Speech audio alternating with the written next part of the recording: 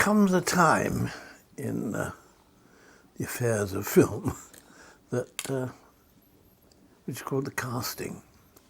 Casting is very, very, very strange, and everybody likes putting their hand in. I see this person, I see that, but the part I feel always belongs to someone, and you can sense when it's right to belong to them.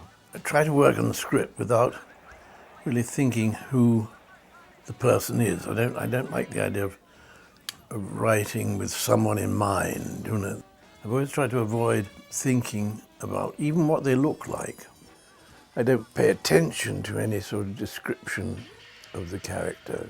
I think that's okay in literature and in books, but for me, I hate it when scripts have, he was a tall man with a thin moustache, and I can't get it out of my mind then. In Donald Sutherland's case, it wasn't described as a tall, slim man with curly hair. You know, I have this curious belief that if you can stop interfering with it, people come to it. You find someone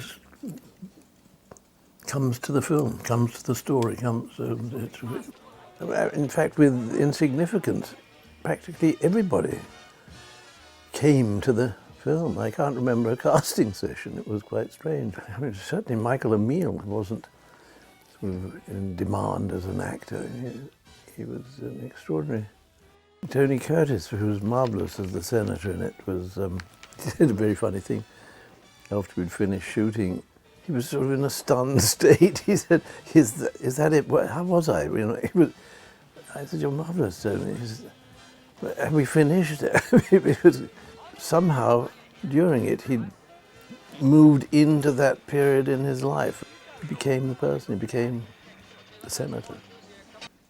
With Don't Look Now, I remember that I was going through in my mind, I was thinking it would be nice to have an American and a British relationship. It's very strange because I think it was Bernard Shaw that said the Americans and the British have everything in common except the language. They understand each other, but in a different way.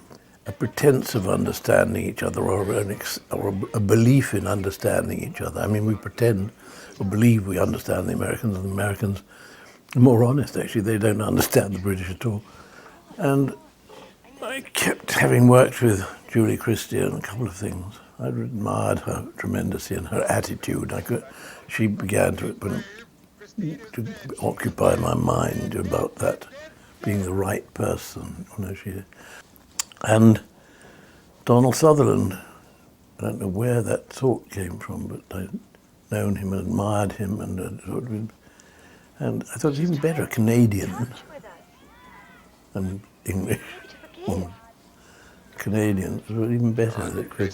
Some sort of curious link, and Scots-Canadian. It was rather interesting. On Puffball, I was casting in Ireland for the girl, Leona Igo, the 15-year-old girl. For the production, you have to see a lot of people, a lot of young people, and which schools, you know, supply. When I'd finished the last long session with the school, the assistant director came in and said to me, "Oh, Nick, there's another girl that's here. She's not on the list, but she's turned up, and she'd been waiting there for a couple of hours. Can you see her?" I said, "Sure, for goodness sake." We were starting to wrap up. She had a bearing, all I can say, and an attitude. I hadn't thought of the girl at all that way. And one of the producers, Dan Weldon, was there with me, and I said, "It's amazing. I mean, why didn't we see her before? I mean, we might have just missed her. I think she's extraordinary. There's something really unique about her look and performance, and it was very, she hadn't been prepared. He said, well, I asked about that myself, and they said, oh, they didn't think she'd be right for the part. Someone else. And I'd seen practically the whole class of kids, and then they'd left her off for some odd reason. She was just a bit left of centre. But there was no doubt that Leona was the girl, was Audrey. I was watching telly one day and I saw David Bowie in a thing that I think Alan Yentop had produced or made it in BBC called Cracked Actor.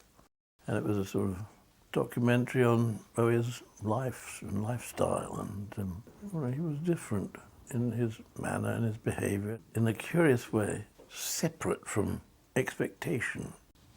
On the first day, I'll never forget that someone from the executive said, he was a little worried about his acting. I said, what do you mean? It's a very complex part, we're very worried about it. Well, I mean, he's wonderful.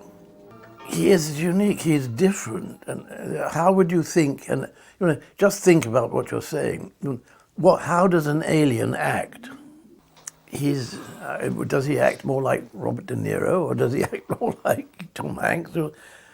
I'm beginning to believe he is the man who fell to earth, because his actual social behaviour became rather extraordinary too. He brought with him a big trailer of books and things, and he hardly mixed with anyone at all. He was sort of isolated, which I thought he seemed to be alone.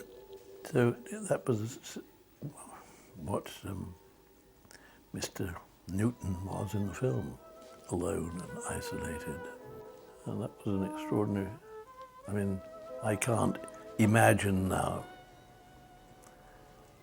anyone else in the part. I can't imagine how they would be, who they are. He is that Thomas Jerome Newton.